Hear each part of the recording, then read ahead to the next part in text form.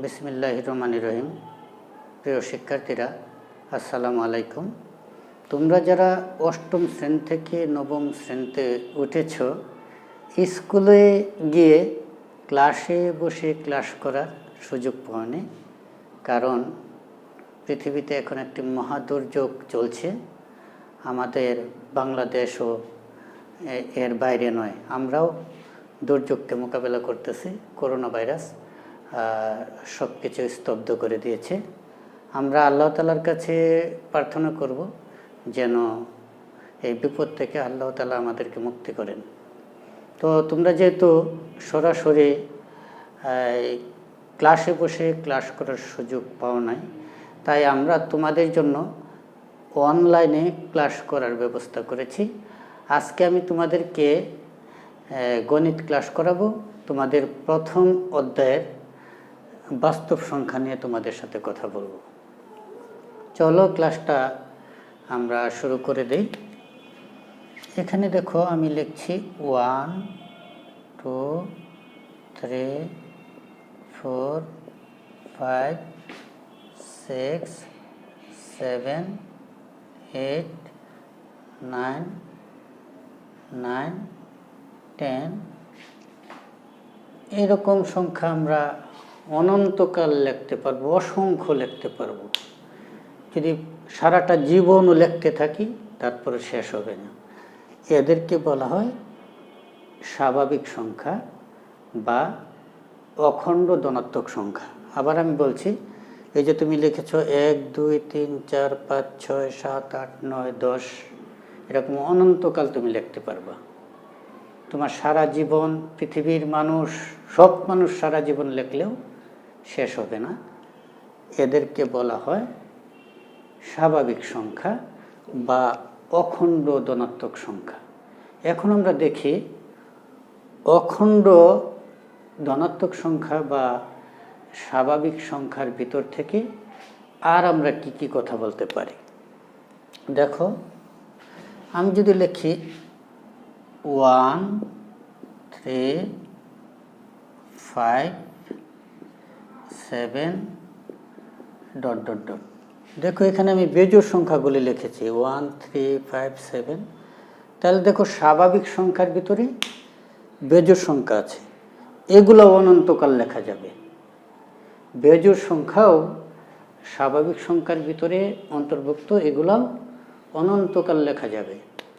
তারপরে দেখো স্বাভাবিক সংখ্যার ভিতরে আবার আছে 2 4 6 8 10।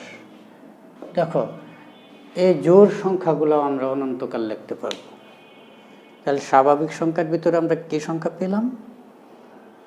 বেজোড় সংখ্যা পেলাম, জোড় সংখ্যা পেলাম। স্বাভাবিক সংখ্যা যেমন অনন্তকাল লেখা যাবে, অসংখ্য লেখা যাবে, বেজোড় সংখ্যাও অসংখ্য লেখা যাবে, জোড় সংখ্যাও অসংখ্য লেখা যাবে।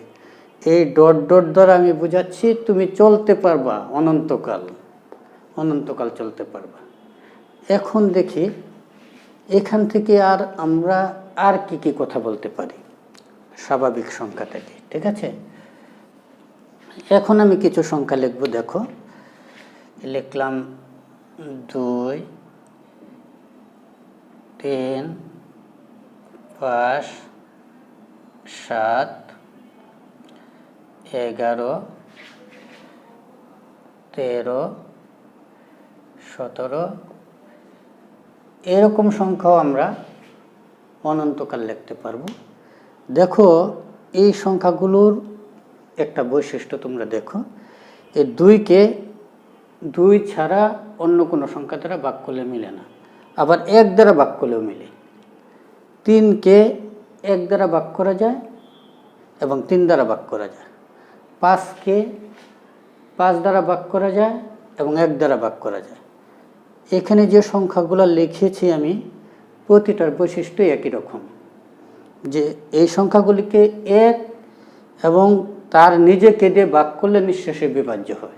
যেমন তুমি দেখো, এই 2কে যদি আমি 1 দ্বারা ভাগ করি, ভাগফল 2 আসে, নিঃশেষে বিভাজ্য হয়। আবার 2কে যদি আমি 2 দ্বারা ভাগ করি, ভাগফল আসে 1। তাহলে আমার সংজ্ঞাটা কেমন? যে সকল সংখ্যাকে এক এবং ওই সংখ্যা দ্বারা ভাগ করলে নিঃশেষে বিভাজ্য হবে তারা হলো মৌলিক সংখ্যা। তাহলে এরা হলো মৌলিক সংখ্যা, ঠিক আছে। আবার মৌলিক সংখ্যা তুমি আরেকটা যুক্তি দিতে পারো, যে সকল সংখ্যার দুইটি উৎপাদক থাকে এক এবং ওই সংখ্যা, যেমন 2 = আমি লিখতে পারি 1 × 2। দেখো এখানে দুইটি উৎপাদক 2 নিজে এবং 1। যে সকল সংখ্যার ওই সংখ্যা এবং 1 এই দুইটি উৎপাদক থাকে তাদেরকে আমরা মৌলিক সংখ্যা বলতে পারি। যেমন ধরো 3 = 1 × 3, কয়টা উৎপাদক? কেন 3 কে 3, এই দুইটা উৎপাদক, ঠিক আছে। আবার আমি 5 লিখতে পারি, 5 = 5-এর ভিতরে 1 × 5, ঠিক আছে। তাহলে আমরা কি দেখতে পেলাম? মৌলিক সংখ্যার আমরা দুইটা যুক্তি দেখালাম, যে যে সকল সংখ্যাকে এক এবং ওই সংখ্যা দ্বারা ভাগ করলে নিঃশেষে বিভাজ্য হয় তারা মৌলিক সংখ্যা। আরেকটা যুক্তি দেখালাম, যে সকল সংখ্যার উৎপাদক দুইটির মধ্যে একটি হলো 1 আর একটি হলো ওই সংখ্যা নিজে, তাহলে তারা হবে মৌলিক সংখ্যা। যেমন আমি 13-র কথাই চিন্তা করি। দেখো 13কে যদি আমি 1 দ্বারা ভাগ করি 13 হয়, নিঃশেষে বিভাজ্য হয়। আবার 13কে যদি আমি 13 দ্বারা ভাগ করি ভাগফল 1, নিঃশেষে বিভাজ্য হয়। তাহলে আমার সংজ্ঞাটা এরকম ছিল, যে সকল সংখ্যাকে 1 দ্বারা এবং ওই সংখ্যা দ্বারা ভাগ করলে নিঃশেষে বিভাজ্য হয়। 1 দ্বারা ভাগ করলে নিঃশেষে বিভাজ্য হলো, এবং 13কে আবার 13 দ্বারা অর্থাৎ ওই সংখ্যা দ্বারা ভাগ করলেও নিঃশেষে বিভাজ্য হলো, তখন হবে এরা মৌলিক সংখ্যা। এখন তোমাদের প্রশ্ন হতে পারে, মনে প্রশ্ন আসতে পারে, 1 কেন মৌলিক সংখ্যা নয়? 1কে কেন মৌলিক সংখ্যার আওতাভুক্ত করা হলো না? তোমরা অবশ্যই গ্রিক দেশীয় গণিতজ্ঞ পিথাগোরাসের নাম শুনেছ। তিনি 1কে নামকরণ করেছে হেতু বা কারণ সংখ্যা।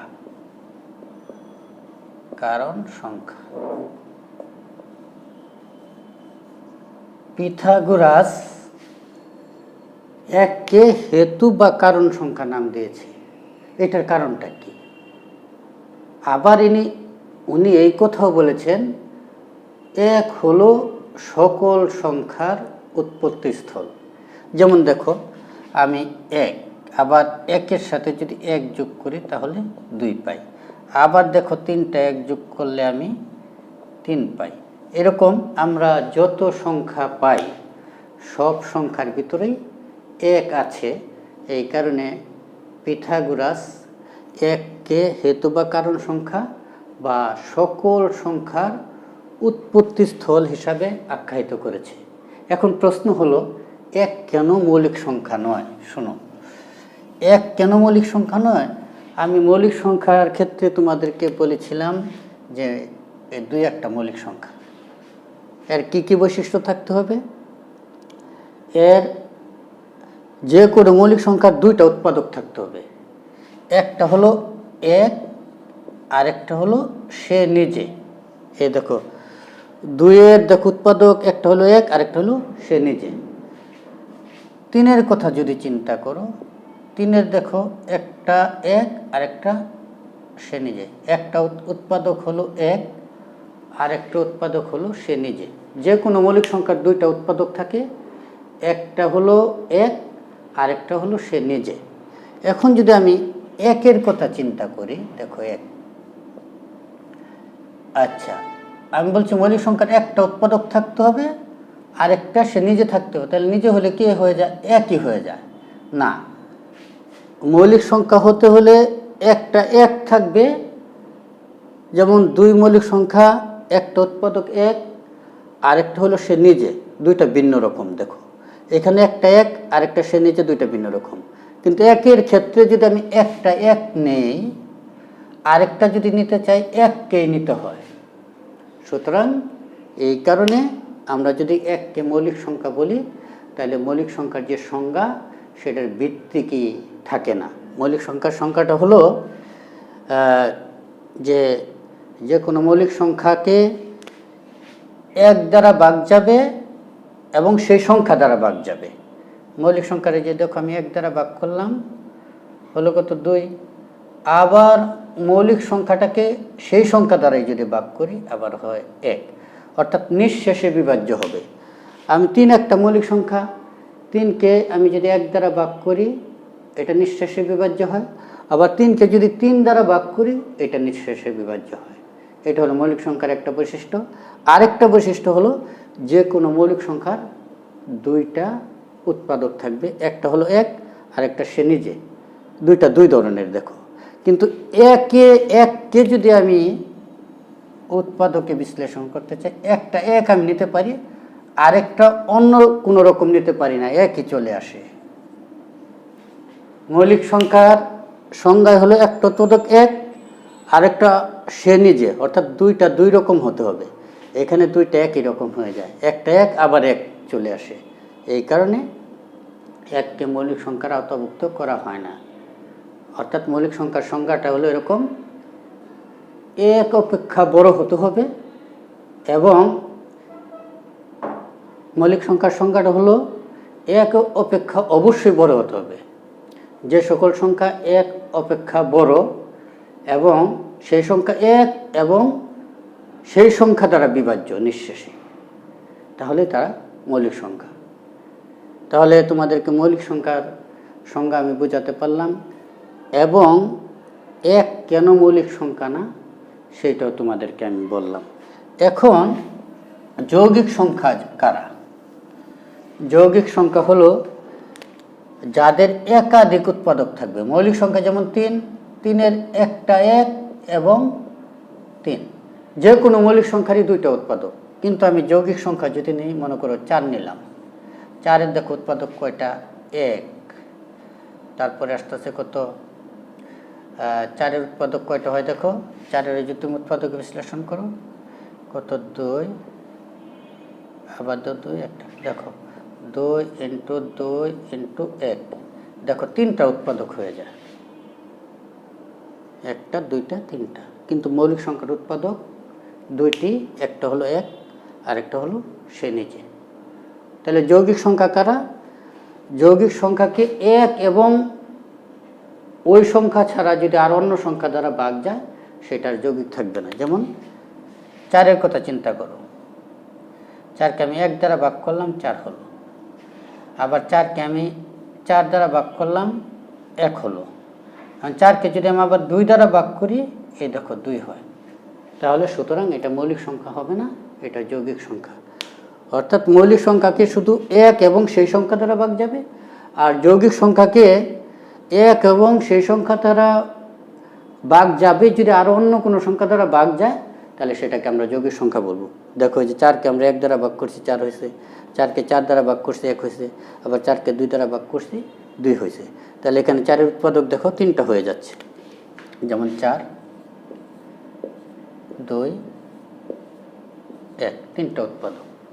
মৌলিক সংখ্যার উৎপাদক থাকবে মাত্র 2টি, 1 এবং সেই সংখ্যা নিজে। তাহলে আমরা যৌগিক সংখ্যা, মৌলিক সংখ্যা, তারপরে স্বাভাবিক সংখ্যা, এইগুলা সম্বন্ধে আমরা জেনে গেলাম, তাই না? এখন আমি তোমাদের সাথে পূর্ণ সংখ্যা নিয়ে কথা বলবো। পূর্ণ সংখ্যা কারা? সেটা হলো শূন্য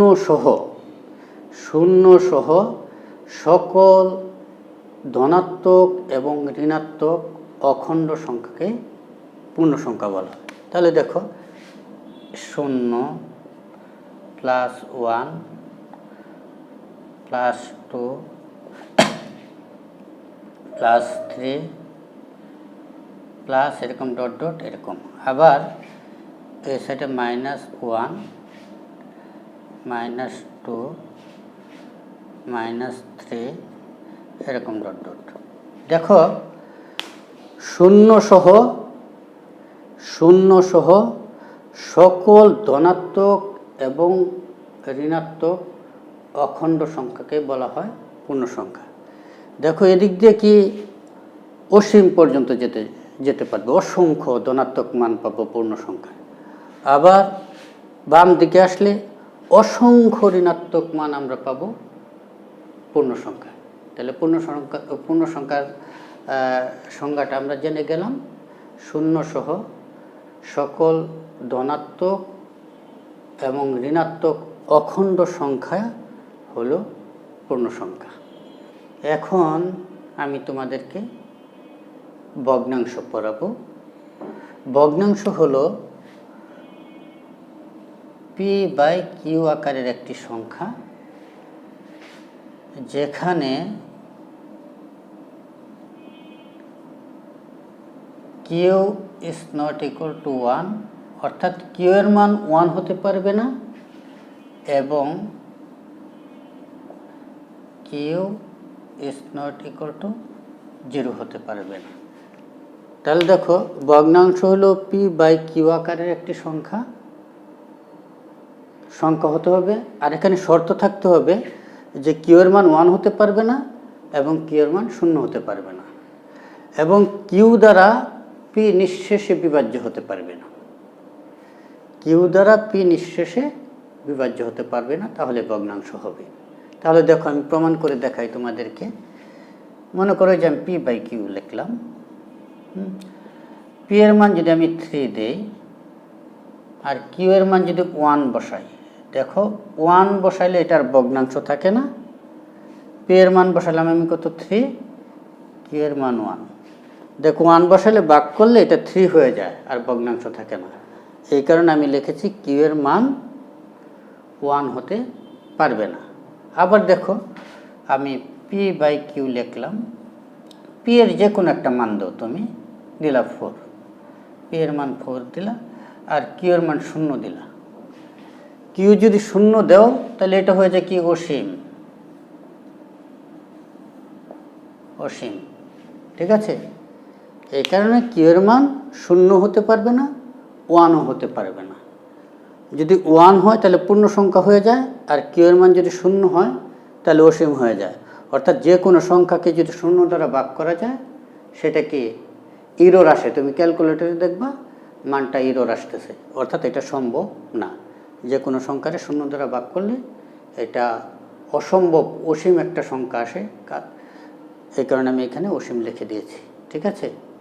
তাহলে আমরা বুঝতে পারলাম ভগ্নাংশ করা। আর আরেকটা জিনিস হলো p এবং q এর মান এমন হতে হবে q দ্বারা p কখনো নিঃশেষে বিভাজ্য হতে পারবে না। তাহলে আমরা ভগ্নাংশ জিনিসটাও বুঝে গেলাম, তাই না। এখন আমি তোমাদেরকে শেখাবো প্রকৃত ভগ্নাংশ এবং অপ্রকৃত ভগ্নাংশ।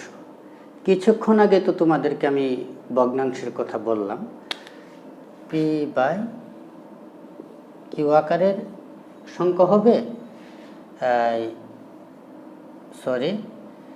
q 1 হতে পারবে না আর q 0 হতে পারবে না। তুমি যদি প্রকৃত ভগ্নাংশ বানাতে চাও, আর q দ্বারা p কখনো নিঃশেষে বিভাজ্য হতে পারবে না। প্রকৃত ভগ্নাংশ হতে হলে তোমাকে অবশ্যই p এর মান ছোট হতে হবে, q এর মান বড় হতে হবে। তাহলে শর্তটা কি, এটা যদি প্রকৃত ভগ্নাংশ হতে হয় তাহলে p q হতে হবে, অর্থাৎ p এর মান q এর চাইতে ছোট হতে হবে এবং কখনো q দ্বারা p নিঃশেষে বিভাজ্য হতে পারবে না। এটা হলো প্রকৃত ভগ্নাংশ। এটা কি ভগ্নাংশ? প্রকৃত। এটা হলো প্রকৃত ভগ্নাংশ, ঠিক আছে। ভগ্নাংশ যখন উপরের মানটা ছোট হয়, নিচের মানটা বড় হয় এবং এরা নিঃশেষে বিভাজ্য না হয়, তখন এটাকে বলা হয় প্রকৃত ভগ্নাংশ। আর যদি p > q হয়, p এর মান মনে করো আমি দিলাম 7, q এর মান দিলাম 3, দেখো এরা কিন্তু নিঃশেষে বিভাজ্য না, ভাগ করলে দশমিক আসবে, দশমিক আসবে, তাই না? নিঃশেষে বিভাজ্য না, তাহলে অবশ্যই এটা একটা ভগ্নাংশ। আর যেহেতু উপরেরটা বড় নিচেরটা ছোট, অর্থাৎ পি গ্রেটার দেন কিউ, তাই এটা অপ্রকৃত ভগ্নাংশ। এটা অপ্রকৃত ভগ্নাংশ, অপ্রকৃত ভগ্নাংশ। ঠিক আছে, তাহলে আমরা প্রকৃত ভগ্নাংশ এবং অপ্রকৃত ভগ্নাংশ জিনিসটা শিখলাম। যে ভগ্নাংশ হলো দুইটা সংখ্যার অনুপাত, যদি উপরেরটা বড় হয়, উপরের সংখ্যাটা যদি বড় হয় নিচেরটা ছোট হয়, তাহলে এটা অপ্রকৃত ভগ্নাংশ। আর উপরের সংখ্যাটা যদি ছোট হয়, নিচের সংখ্যাটা যদি বড় হয়, তাহলে এটা প্রকৃত ভগ্নাংশ।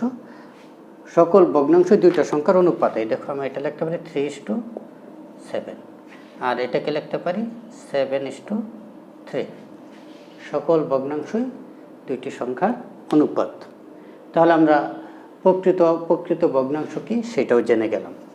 এখন আমি তোমাদের সাথে মূলদ সংখ্যা নিয়ে কথা বলবো।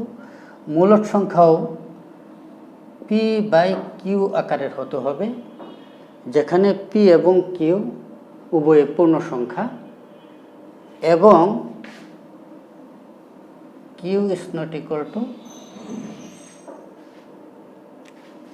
কিউ এর মান 0 হতে পারবে না। তাহলে মূলদ সংখ্যার ব্যাপারটা কি? পি বাই কিউ আকারের হতে হবে, পি এবং কিউ পূর্ণ সংখ্যা হতে হবে এবং কিউ এর মান 0 হতে পারবে না। কিউ এর মান 0 হলে কি হয় ব্যাপারটা দেখো, পি এর মান তুমি যদি ধরো 10 আর কিউ এর মান $0, তাহলে এটা চলে আসে কি অসীম। ঠিক আছে, এটার কোনো ভ্যালু আসে না, অর্থাৎ যে কোনো সংখ্যাকে 0 দ্বারা ভাগ করলে সেটা অসীম হয়ে যায়।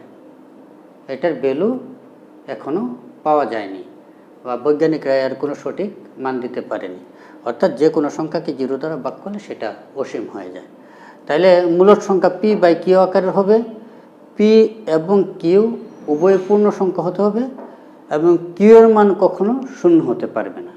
তাহলে মূলদ সংখ্যা কি কি আমি দেখি। দেখো আমি যদি 1/2 লিখি, পি এর মান 1, কিউ এর মান 2 লিখলাম, পি এর মান 3, কিউ এর মান 2 লিখলাম, পি এর মান 7, কিউ এর মান 10 লিখলাম, আবার পি এর মান 5, কিউ এর মান 3 লিখলাম। এরা সবাই মূলদ সংখ্যা। আবার দেখো আমি যদি লিখি পি এর মান 4, কিউ এর মান 2, তাহলে এখানে দেখো পূর্ণ সংখ্যা চলে আসে। তাহলে দেখো মূলদ সংখ্যা পূর্ণ সংখ্যা হতে পারে, ভগ্নাংশ হতে পারে, দশমিকও হতে পারে। যেমন মনে করো এখানে কত হচ্ছে হাফ, হাফের যদি আমি দশমিক, এখানে দশমিক দিয়ে একটা 0 আনো, 5/10।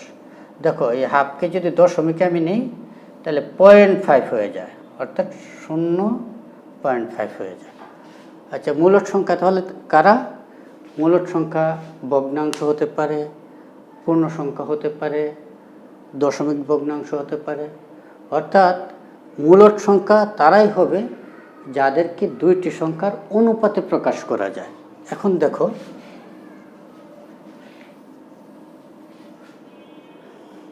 আমি যদি লিখি 2.5, আমি তোমাকে বললাম যে মূলদ সংখ্যা মানে দুইটি সংখ্যার অনুপাত হতে হবে। এখানে কি দুইটি, এখানে তো আমি তো একটি সংখ্যা দেখতেছি, কিন্তু এখানে আমি দুইটি সংখ্যা বানাতে পারি। দেখো কেমন, এটা থেকে যদি আমি দশমিক তুলতে চাই তাহলে দশমিকের পরিবর্তে নিচে একটা 1 দিতে হবে। দশমিকের পরে কয় গড়? 1 গড় একটা 0 দিতে হবে, উপরে হলো 25। তাহলে কি হলো দেখো, পি বাই কিউ আকারের হয়ে গেল। তাহলে এটা আমি লিখতে পারি 25:10। এই দেখো দুইটা সংখ্যা অনুপাত হয়ে গেল। পি বাই কিউ দেখো আমি ইচ্ছে করে লিখতে পারি P/Q। ঠিক আছে, তাহলে মূলদ সংখ্যা পূর্ণ সংখ্যা হতে পারে। এই পূর্ণ সংখ্যাটাও দেখো দুইটা সংখ্যার অনুপাতে আমি পেতে পারি। দেখো যদি আমি 8কে 2 দ্বারা ভাগ করি, এটাও দেখো দুইটা সংখ্যার অনুপাত 8:2, ঠিক আছে। আবার 8কে যদি আমি 2 দ্বারা ভাগ করি আসতেছে কত? 4। 4-এর নিচে মনে মনে কত আছে? 1। এইটাও দেখো 4:1, এই দুইটা সংখ্যার অনুপাত। অর্থাৎ মূলদ সংখ্যা দশমিক হতে পারে, 3/2 এরকম ভগ্নাংশ হতে পারে, 2/3 এরকম ভগ্নাংশ হতে পারে, প্রকৃত ভগ্নাংশ হতে পারে, প্রকৃত ভগ্নাংশ হতে পারে, অপ্রকৃত ভগ্নাংশ হতে পারে, দশমিক হতে পারে, ঠিক আছে। আবার পূর্ণ সংখ্যা হতে পারে মূলদ সংখ্যা। তাহলে দেখো আমি মূলদ সংখ্যা নিয়ে আরেকটু কথা বলি। আমি বলছি মূলদ সংখ্যা মানে দুইটা সংখ্যার অনুপাত হতে হবে। দেখো আমি যে লিখি 1.256, এটা কি দুইটা সংখ্যার অনুপাতে প্রকাশ করা যায়?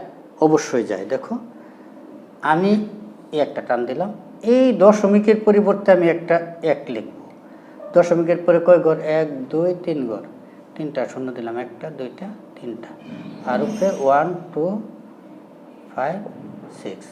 এই দেখো দুইটা সংখ্যার অনুপাত হয়ে গেল, p/q আকার হয়ে গেল। উপরেরটারে যদি আমি ধরি p, নিচেরটারে যদি q ধরি, তাহলে কি p/q। আর এখানে আমি লিখতে পারি 1 2 5 6 অনুপাত 1000। দেখো দুইটি সংখ্যার অনুপাত হয়ে গেল। এটাকেও আমি দুইটি সংখ্যার অনুপাতে প্রকাশ করতে পারি। এটা যদি p ধরি, এটা যদি q ধরি, এই যে p/q। তাহলে মূলদ সংখ্যা হলো দুইটি সংখ্যার অনুপাত, এবং দুইটি সংখ্যা পূর্ণ সংখ্যা হতে হবে, ঠিক আছে। আর কিউ নিচের সংখ্যাটা কখনো 0 হতে পারবে না, ঠিক আছে। আমরা মূলদ সংখ্যা শিখলাম। এখন আমি অমূলদ সংখ্যার কথা তোমাদেরকে বলবো। অমূলদ সংখ্যার মূলদ সংখ্যার পার্থক্যটাও এখানে আমি দেখাবো। অমূলদ সংখ্যাকে কখনো দুইটি সংখ্যার অনুপাতে প্রকাশ করা যায় না। অমূলদ সংখ্যাকে কখনো দুইটি সংখ্যার অনুপাতে প্রকাশ করা যায় না। দেখো এরকম যদি হয় 1.3756, এখানে শেষ, ঠিক আছে। আবার যদি এরকম 2.5, হ্যাঁ। আর যদি আমি এখানে লিখি 2.32674 ... এখানে যদি লিখি 3.25972, এখন দেখো এইটাকে যদি আমি দুইটি সংখ্যার অনুপাতে প্রকাশ করতে চাই, এই সংখ্যাটাকে, অর্থাৎ p/q আকারে যদি আমি প্রকাশ করতে চাই, দেখি পারি কি না। দশমিকের পরিবর্তে একটা 1, দশমিকের পরে কয় ঘর? 1 2 3 4 ঘর, 4টা শূন্য দিলাম, 1টা 2টা 3টা 4টা, 1 3 7 5 6। দেখো এইভাবে দশমিক উঠাতে হয়। তাহলে দেখো আমরা দুইটা সংখ্যার অনুপাত পেয়ে গেলাম। উপরে একটা সংখ্যা পাইছি, নিচে একটা সংখ্যা পাইছি, p/q এর আকার হয়ে গিয়েছে। তাহলে এটা অবশ্যই মূলদ সংখ্যা। আর এইটাকে দেখি তো 2.5, দশমিকের পরিবর্তে একটা 1, দশমিকের পরে কয় ঘর? 1 ঘর, একটা শূন্য, উপরে হলো 25। এইটাও দেখো p/q আকারে হয়ে গেছে। এটাও মূলদ সংখ্যা। এখন দেখো এইটাকে যদি আমি প্রকাশ করতে চাই, দশমিকের পরে একটা 1, দশমিকের পরে কয় ঘর? 1 2 3 4 5 ... অর্থাৎ অসীম। এখন আমি কতগুলা শূন্য বসাবো সেটা আমি জানি না, কারণ দশমিকের পরে 3 2 6 7 4 দেওয়া ... আর অনেক আছে। তাহলে আমার দেখো দশমিকের পরে এখানে কয় ঘর ছিল? 1 2 3 4 ঘর ছিল, 4টা শূন্য বসাইছি। এখানে দশমিকের পরে কয় ঘর ছিল? 1 ঘর ছিল, 1 বসায় একটা শূন্য বসাইছি। কিন্তু এখানে দশমিকের পরে কতটা ঘর সেটা আমার জানা নাই। তাহলে এখানে আমি কতগুলো শূন্য বসাবো সেটা আমার দ্বারা অসম্ভব লেখা। তাই এটাকে দেখো পি বাই কিউ আকারে প্রকাশ করা যাচ্ছে না, তাই এটা অমূলদ সংখ্যা। এটা তদ্রূপ দেখো, দশমিকের পরিবর্তে একটা 1, দশমিকের পরে কয় ঘর? 1 2 3 4 5, পরে আরও অনেক ঘর আছে আমি জানি না, তাহলে এখানে আমি কতগুলো শূন্য বসাবো? সেটা আমার দ্বারা সম্ভব না, তাই এটাকেও পি বাই কিউ আকারে প্রকাশ করা যাচ্ছে না। তাহলে এটাও অমূলদ সংখ্যা, এটাও অমূলদ, এটাও অমূলদ। এখন মূলত আর অমূলদের পার্থক্যটা তোমাদেরকে দেখাই, একটু ভালোভাবে লক্ষ্য করো।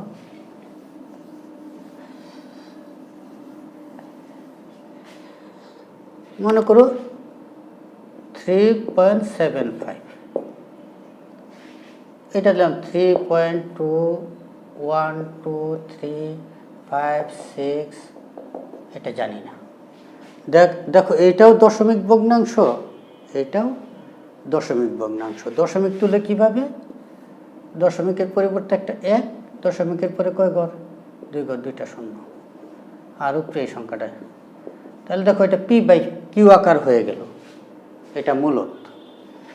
কিন্তু এইটা দশমিকের পরে 1, কয় ঘর? 1 2 3 4 5 6, পরের ঘর আমি জানি না, এখানে কতগুলো ঘর আছে আমি জানি না, সুতরাং নিচে কতগুলো শূন্য বসাতে হবে এটাও জানি না।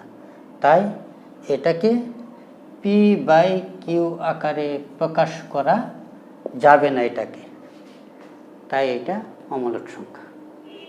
তাহলে অমূলদ সংখ্যা কখনো দুইটি পূর্ণ সংখ্যার অনুপাত হতে পারে না, অমূলদ সংখ্যা। আর মূলদ সংখ্যা অবশ্যই দুইটি পূর্ণ সংখ্যার অনুপাত। তাই এখানে আমরা মূলদ এবং অমূলদ সংখ্যা সম্পর্কে ধারণা পেলাম। এখন আরেকটা জিনিস তোমাদেরকে আমি দেখাবো। মনে করো 10কে আমি 3 দ্বারা ভাগ করব, 10কে আমি 3 দ্বারা ভাগ করব।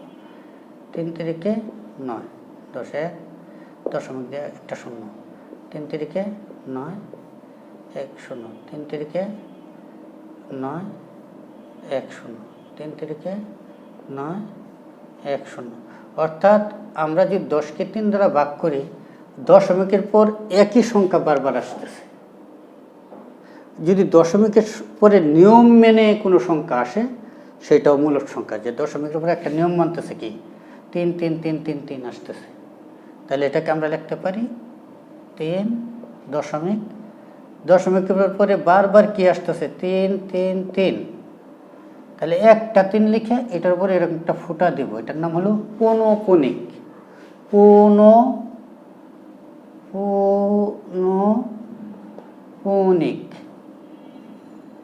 এটার নাম হলো পৌনঃপুনিক।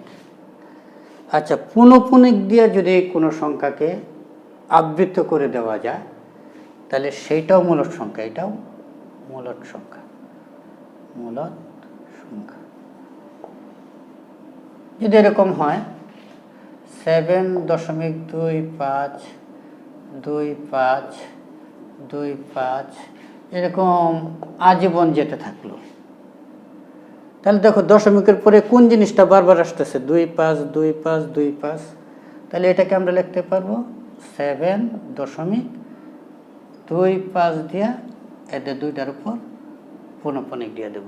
এইটার অর্থ হলো দশমিকের পরে 2 5 2 5 2 5 করে অনেকবার আসবে।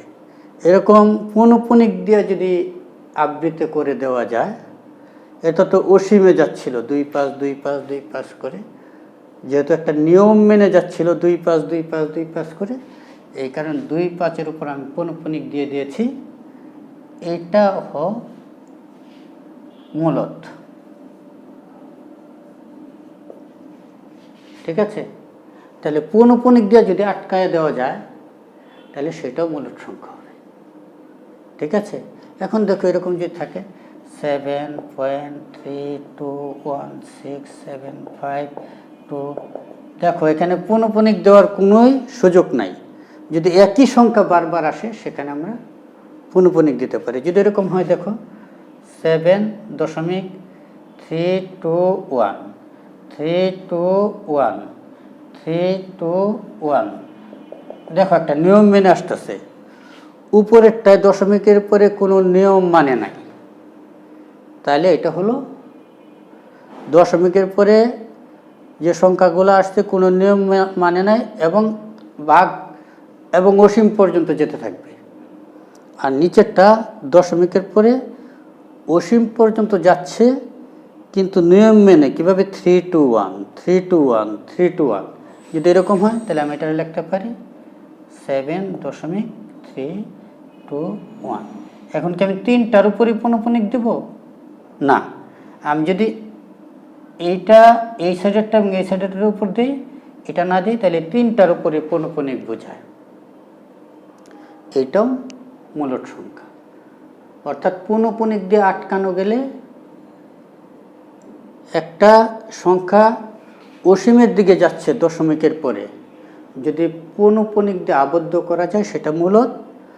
আর একটা সংখ্যা অসীমের দিকে যাচ্ছে কোনো নিয়ম না মেনে, এটাকে তো পৌনঃপুনিক দিয়ে আটকানো সম্ভব না, তখন সেটাকে বলা হয় অমূলদ সংখ্যা। তাহলে মূলদ সংখ্যা এবং অমূলদ সংখ্যা সম্পর্কেও আমাদের ধারণা হলো।